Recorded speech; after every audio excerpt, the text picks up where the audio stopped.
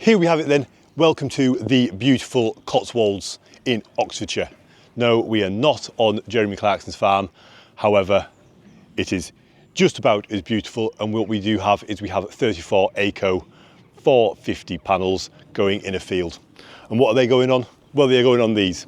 They're going on Renusol ConSole tubs.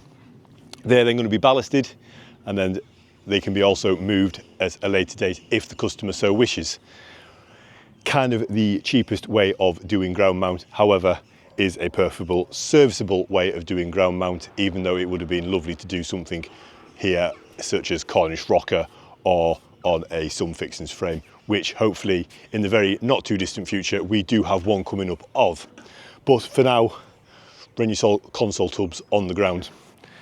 In there, and then just behind you guys is the house, which unfortunately I can't show you, but it is absolutely stunning.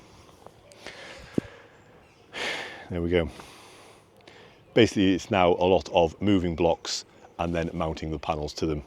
And we should end up with a beautiful array, perfectly south-facing at a 15-degree pitch in this field. Cue the time lapse.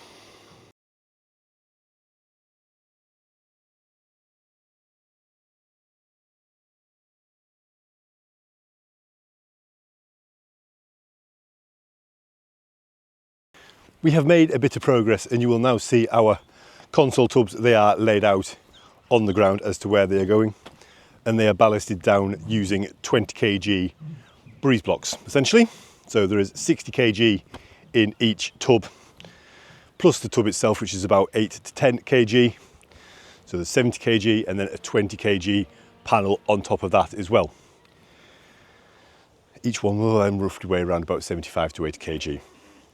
ConSole tubs, however, are predominantly designed to go on a flat roof system where the roof is perfectly flat and perfectly level. They can go in fields, and people do put them in fields, and we are putting them in fields here also. However, they do then follow the undulations of the ground, meaning that your panels tend not to line up properly. Gives a little bit of an awkward finish. However, here it is what the customer wanted, and that is what the customer has got. So once they're laid out and they are ballasted on this system, because it is remote to the house and the cable is being buried, we are using Solar Edge.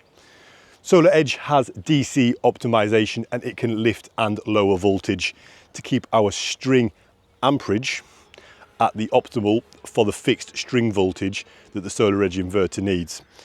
So they are S500B optimizers, and how I have fixed them to the buckets is like this. We have basically used a self-tapping screw, and we have screwed that down into the tub. And if I stretch over, so this cable will now go across there and plug into that one, and the cable from this one will come across and plug into this one that I am stood at. Really simple. So all I need to do now is go into the mapping tool on my phone and create our array and the layout of the array, tell it what panels they are ACOs, and what layout is. So we have 12 across the back, and then 2 rows of 11 in front of that to give us our 34. And then on the optimizers there is a QR code that I can scan using the Solar Edge mapping tool, and then if we ever have a fault or a faulty panel, we can see the performance of each panel and correctly where it is. Really powerful tool, especially in commercial aspects or stuff like this where there is a number of panels, and predominantly it would be very, very awkward to lift all the panels and test them if we ever did have a faulty. It also gives these guys a bit of protection. So there we go. PV Ultra is going to run from our array to our house. It is 4-core 6mm SWA variety, or flavour, whichever you want to call it. And then between our buckets, so between our front row and the row that Jason is currently just putting some MC4s on, we have just run 20mm Copex, which is into the back of the buckets like this. Follow me. There we go, look. That goes into the back of our buckets, and then that allows us to connect this bucket to this bucket, and then obviously that optimizer into that optimizer. And as you can see, they're a little bit wavy at the minute. However, once the panels are on and they're a bit more in their final position, we can then straighten them up and try and get them looking something about right. But so far, so good, going quite nicely. Get these mapped today, get our DCs pulled across to it, and then tomorrow we can pull the van into the field and we can start fixing the panels to our buckets. Just down there is our 4-core PV Ultra, which is SWA. All of our buckets are now out and ballasted, and our optimizers are all screwed in. You will just see them on top of there. I, however, have been in here. If I spin you round, I have, let me get this right, created the site. So now you can see that we are trying to do this panel, which is the second panel in at the back, which is over there. And what we were able to do is we're able to come over here with our phone, and we are able to go scan that one and then move on to the next one.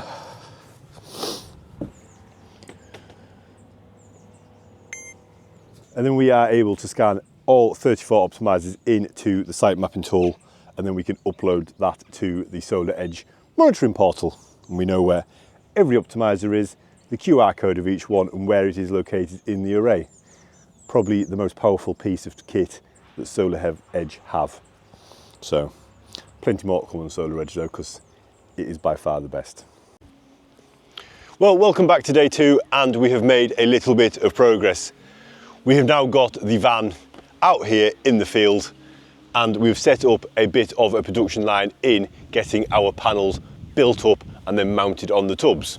So they're a bit of a chew when we've got to do Renusol ConSole tubs, because what you have to do is you have to put the rails on the back of the panels, and then they sit on, as you'll see Jason just doing over my shoulder, onto the actual tubs and fixed down. But we are now over halfway in doing that, and I think now we've got a little bit of a process in place. I can take a little bit of time and I can show you guys just how they go together. But it's starting to take shape. Obviously, with the ground being unlevel, the array is also a bit wavy, but the customer was made aware of that before we started.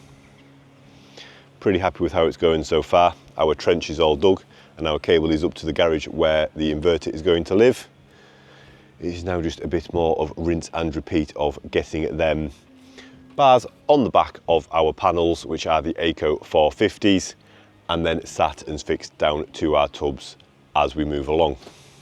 Going okay so far. Let's go and take a look at how we put the tubs together and the bars on the back of the panels.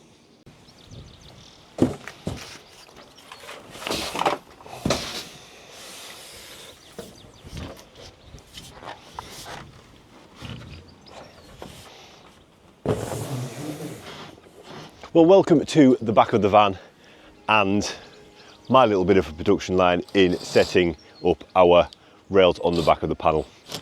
Basically, we'll pull the panel out the back of the van, place it face down on the table. We've basically put a piece of cardboard there just to protect the actual finished edge of the panel. And then what we need are fixings, some nuts and bolts to put our rail extensions on them. The rails themselves, so these are what fixed to the back of the panels, and then these ends hook over our tubs and fix them down. And then, because Renusol tubs have been around for quite a while, we have rail extensions which bolt on the end of these and basically can take a modern size panel. But I'll put this one together and then we'll get it sat on the buckets with Jay.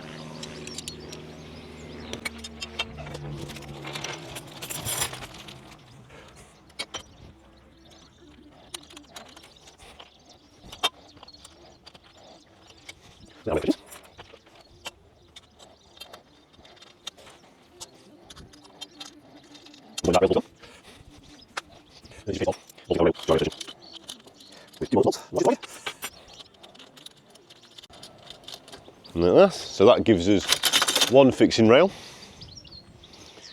and if we do the other end,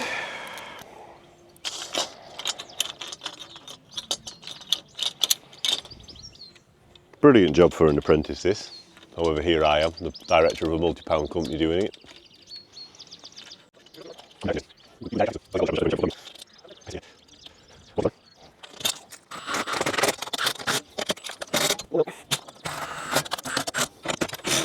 we go.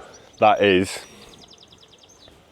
2 rails on the back of the panels, so they now are solid, and then they can go and sit atop of our tub, which Jason will now go do, and I will build up another panel. Very, very little to show you really in doing these. It is just a case of a lot of rinse and repeat. 34 times rinsing and 34 times repeating.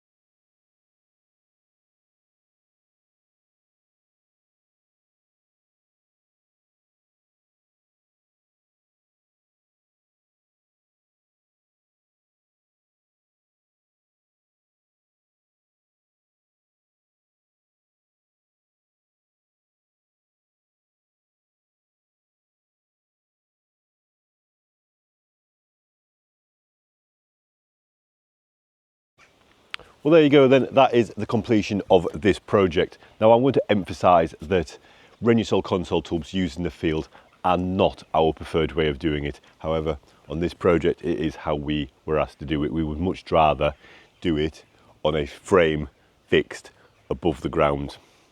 2 reasons: the sheep, which you can now see in between our panels, can get under them and graze, as well as we can also level the panels perfectly across left to right and up and down. But like I say, this is how we were asked to do it here. But anyway, by the by, on the slightly crooked panels, there we have 34 ACO 450 watt panels. They're connected to an 11 kilowatt solar edge inverter, so each one of them panels can operate independently of each other. Real benefit when they are all slightly crooked. And we have also fitted, for the first time on here, an Eddy Plus. So that is an Eddy that is a 3-phase version, so it connects to a 3-phase immersion heater. Important that that element does have a neutral present for the Eddy to work. But that is it. A lot of this house now can run off the beautiful sunshine that they've got down here in the Cotswolds and heat their hot water and run their ground source heat pump purely from PV. As always, if you would, please head down to the description, fill out the contact form, and I can get in touch with you and take you on your own renewables journey, or give us a call on the phone number on the screen. See you in the next one.